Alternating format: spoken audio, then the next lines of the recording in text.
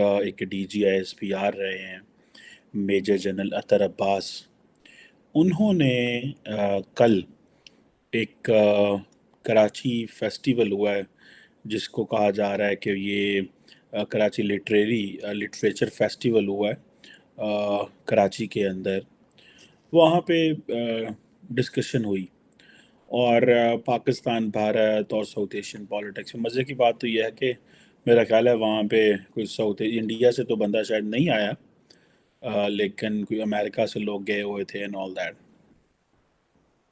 अब साबिक DGISPR साहब ये कहते हैं कि इंडिया के साथ जो डायलॉग है on all levels other than military, ये पाकिस्तान की ज़रूरत है। यानी कि जो फ़ौज के CBMs चल रहे हैं वो ठीक है, लेकिन जो पाकिस्तान की जो सिक्योरिटी इस्टेब्लिशमेंट है, अब उसको ये समझ लेना चाहिए कि ये भाई हमें ज़रूरत है, डायलॉग पाकिस्तान की ज़रूरत है। ये मैं भी चीज़ बहुत देर से कह रहा हूँ और इसी जगह पे कह रहा हूँ, लेकिन क्या इंडिया तैयार है? जय हिंद दोस्तों, स्वागत है आप सभी का भारत बुलेटिन चैनल पर। जैसा कि आप जानते हैं दोस्तों, खराब आर्थिक स्थिति ने पाकिस्तान की पूरी अकड़ निकाल दी है। पाकिस्तान भारत के साथ बातचीत के लिए लगभग गिड़गिड़ाने की हालत में पहुंच गया है। पाकिस्तानी सेना के एक पूर्व शीर्ष अधिकारी ने कहा कि भारत के साथ बात करना पाकिस्तान की ज़रूरत है। 14वें कराची लिटरेचर फेस्टिवल की अंतिम दिन पाकिस्तानी सेना की शाखा ISPR के पूर्व मेजर जनरल अत्तर अब्बास भी शामिल हुए। कार्यक्रम के दौरान इंटर सर्विस पब्लिक रिलेशन यानी ISPR के पूर्व DG ने कहा कि बातचीत आज के समय में देश की ज़रूरत है। बातचीत को आगे बढ़ाना सिर्फ सरकार या सेना का काम नहीं है, क्योंकि अगर आप सारी जिम्मेदारी उन पर छोड़ देंगे तो बात आगे नहीं बढ़ेगी। उन्होंने कहा कि मीडिया, बिजनेस और व्यापार के जरिए शुरुआत की जा सकती है। इससे भारतीय समाज में बातचीत के लिए माहौल तैयार होगा। तो इस पर क्या कहना है पाकिस्तानी पब्लिक का, आइए जानते हैं इस वीडियो में। पाकिस्तान की मुश्किलात में मजीद इजाफा कर दिया है। मुश्किलात बढ़ते ही पाकिस्तान को भारत के साथ बातचीत करने का मशवरा दिया जा रहा है। पाक आर्मी के साबिक अफसर अतर अब्बास का कहना है कि भारत के साथ बातचीत इस वक्त पाकिस्तान की जरूरत बन चुकी है। इसी सारे मुद्दे पर आज हम बात करने वाले हैं पाकिस्तान की आवाम से, तो आइए चलिए हमारे साथ। अस्सलाम वालेकुम। वास्सलाम। सर, आपका नाम? मेरा नाम अली रज़ा है। सर, आपको पता है पाकिस्तान इस वक्त बदतरीन मौशी बहरान से गुजर रहा है, और इस सारी सूरत हाल में हालिया दहशतगर्दी के वाक़यात ने पाकिस्तान की मुश्किलात मज़ीद बढ़ा दी हैं। तो इस वक्त जो पाकिस्तान आर्मी के एक साबिक ऑफिसर हैं अतर अब्बास, उनका कहना है कि इस वक्त पाकिस्तान की ज़रूरत है कि वो इंडिया के साथ बातचीत करे। पाकिस्तान को इंडिया की ज़रूरत है, क्या कहेंगे आप? मैं इस बात पे ये कहना चाहूँगा, देखें जो अतर अब्बास है, पहले तो उन्हें ये बताना पड़ेगा ना दुनिया को कि हमारी जो फॉरेन पॉलिसी है वो पॉलिटिशियन डिसाइड करते हैं या एस्टेब्लिशमेंट डिसाइड करती है। अगर हम देखें, हिस्ट्री को देखें, तो हमारी फॉरेन पॉलिसी हमेशा एस्टेब्लिशमेंट ने की है डिसाइड। तो एस्टेब्लिशमेंट हमारे कौन होता है? वो एक आर्मी चीफ होता है। अब कहें कि वो कोर कमांडर डिसाइड करते हैं, नहीं, ये एक आर्मी चीफ वो अपना डॉक्ट्राइन लेके आता है। जैसे कि बाजवा डॉक्ट्राइन था हमारे मुल्क में, अब हाफिज डॉक्ट्राइन आ गया है मेरे ख्याल से। तो अब ये है कि अगर हम हिस्ट्री में जाए तो दो वाक़यात होते हैं। एक दफ़ा मोदी आता है इस मुल्क में, एक पठानकोट वाक़या होता है। ये दोनों को आप देखें, रिलेट करके देखें। मोदी आया तो उसके 6 महीने नहीं गुजरे तो पठानकोट हो जाता है। अच्छा। तो इसका क्या था? मोदी ने तो मेरे ख्याल से आया इधर नवाज शरीफ के घर, तो मेरे ख्याल से एक अच्छा जेस्चर दिया उसने कि उसने अपना स्टांस क्लियर किया कि जी हम दोस्ती रखना चाहते हैं, कोई मसला नहीं। और पठानकोट किसने कर दिया? वो पठानकोट देखें, अब हमारी देखें आर्मी का एक अच्छा असूल है, वो मीडिया अच्छा कंट्रोल कर ले। आप कहना क्या चाह रहे हैं? अब मैं ये कहना चाह रहा हूँ कि देखिए, हिस्ट्री में हमारी इंडिया से किसने नहीं बनने दी? अच्छा। वो तो इनकी बरादरी है ना, वो कोई देखे पॉलिटिशियन तो नहीं है। अब नवाज शरीफ करप्ट है, नो डाउट, ये माननी ये तो फैक्ट है, लेकिन उसने हमेशा इंडिया से बनाने की कोशिश की। लेकिन हमें बताया गया कि नवाज शरीफ गद्दार है। नवाज शरीफ को हमेशा गद्दार कर दिया गया। और ये कहा गया कि नवाज शरीफ इंडिया का जो यार है वो गद्दार गद्दार है। अब देखें, जब हमसाये से लड़ाई होती है ना, तो फिर दोनों घर तरक्की नहीं कर सकते, ये तो बात पक्की है। लेकिन सर इंडिया तरक्की कर रहा है, आप ऐसे ना कहें।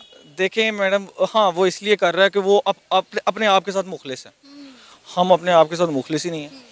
उनकी आईटी इंडस्ट्री देख लें, दुनिया को इतना, उनकी एक कंपनी है इन्फोसिस, वो एक सॉफ्टवेयर हाउस है, वो इतना रेवेन्यू जनरेट करके देती, वो हमारे डेप्थ से ज़्यादा है। सर इसीलिए तो हमारी आर्मी अब कह रही है कि हमें भारत के साथ अब बातचीत करने की ज़रूरत है, भारत के साथ ताल्लुकात बेहतर करने की ज़रूरत है, क्योंकि भारत वो मुल्क है जिससे पूरी दुनिया फ़ायदा उठा रही है सिवाय पाकिस्तान के।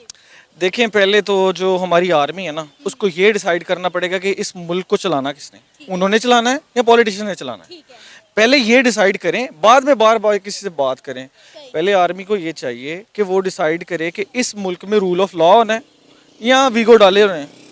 मेरे ख्याल से हमारे जो रूल ऑफ लॉ इतना नहीं है, लेकिन हमारे एक रूल बड़ा अच्छा है कि जो आर्मी के मतलब इंस्टांस के खिलाफ बात करें, आर्मी तो हमारी है। अब ये तो नहीं है कि हम आर्मी के बगैर कोई मुल्क नहीं होता। अब आप क्या चाहते हैं एज अ पाकिस्तानी, इंडिया के साथ ताल्लुकात में बेहतरी आनी चाहिए या नहीं? बिल्कुल आनी चाहिए। ये तो मेरे ख्याल से हम छोटे थे तो वो ज़्यादा होता था, जब आहिस्ता आहिस्ता बड़े हुए, हिस्ट्री को पढ़ा, कारगिल का वाक़या पढ़ा, तो वो भारत ने तो नहीं शुरू किया था कारगिल, वो जंग किसने छेड़ी थी? वो तो फातेह कश्मीर बनने के कौन निकला था? वो तो मुशर्रफ निकला था। भारत ने तो नहीं कहा था कि हम लड़ने आ रहे हैं वापस, जो थोड़ा कश्मीर है वो भी वापस लेना है। आपको पता है शहबाज शरीफ ने भी इंडिया के साथ ताल्लुकात बेहतर करने की कोशिश की, लेकिन मसला कश्मीर पर आके मामला रुक गए, वो पीछे हट गए। मतलब हम कश्मीर की वजह से इंडिया के साथ अपने ताल्लुकात बेहतर नहीं कर सकते। मैं ये नहीं कह रही कि कश्मीर के मुद्दे को छोड़ दिया जाए, लेकिन फॉर द टाइम भी इस वक्त पाकिस्तान के हालात बेहतर करना बहुत ज़रूरी है, कश्मीर के मुद्दे को एक साइड पर रख के। देखिए, जो कश्मीर का मुद्दा है ना, अब आप ये तो छोड़ दें कि वो डिसाइड नहीं हो सकता था, वो तो देखो ये मुद्दा दोनों के दरमियान था, लेकिन एक बंदा तरक्की कर गया और एक बंदा वो मुद्दे लेके बैठा रहा। अब ये मुद्दे ऊपर रखने में किसको फ़ायदा था? वो मुद्दे ऊपर रखने में उनको फ़ायदा था ना जो डोमिनेंट रहना चाहते थे। अब यहाँ पे मुद्दे होने चाहिए थे बेरोज़गारी, यहाँ पे मुद्दे होने चाहिए थे कि जी हमने अपने आगे फ्यूचर है जो पाकिस्तान का, उसको मतलब हमने क्या जी, जैसे बांग्लादेश है उसने विजन 2027 विजन 2047 डिसाइड किया है कि हमने मुल्क में ये फलानी डेवलपमेंट करनी है 47 तक। पाकिस्तान ने कौन सा विजन डिसाइड किया कि कश्मीर का मसला सॉल्व करना है?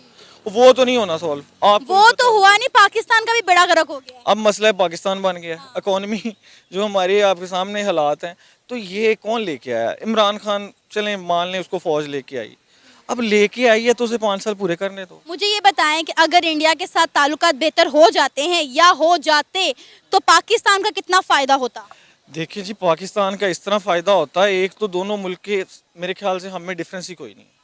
वो जो यूरोप है वो आपस में लड़ के आज उन्होंने सुलह कर ली है, आज वो इकट्ठे हैं। और वो देखें कि एशियन कॉन्टिनेंट क्यों नहीं आगे जा रहा, उसका सबसे बड़ा मसला तो पाकिस्तान इंडिया का मसला है। अब पाकिस्तान उनसे सुलह कर ले, बड़े फ़ायदे हो सकते हैं। हम साए के साथ तिजारत शुरू करो, तिजारत तो मेन चीज़ है किसी भी मुल्क की तरक्की में। लेकिन अब देखें जो हमारे जिनका होल्ड है मुल्क में, ये तो उनको डिसाइड करना है ना। ये तो देखें अब हमारे इतने दानिश्वर हैं, कई अच्छी बातें करते हैं, लेकिन मसला ये उनको उठा लेते हैं, फिर उनको बताते हैं जी फलानी बातें करनी है आपने, वो वैसी ही बातें करते हैं। ये तो मसला ये है कि हमारे वो एक नज़रिया बनने नहीं दिया गया। अस्सलाम वालेकुम। जी वालेकुम सलाम। आपका नाम? नदीम निसार गुजर। आपका नाम? असलम बुल्लर। असलम बुल्ला। जिस टॉपिक पे वीडियो रिकॉर्ड कर रहा हूँ वो ये है कि अतर अब्बास जो कि एक्स आर्मी ऑफिसर हैं पाकिस्तान के और अभी डिफेंस एनालिस्ट हैं, उन्होंने रिसेंटली स्टेटमेंट दी है जो इस टाइम पाकिस्तान की मौजूदा सूरत हाल है, इसे देखते हुए इंडिया के साथ तल्लुकात बेहतर करना, डायलॉग्स करना पाकिस्तान की मजबूरी है।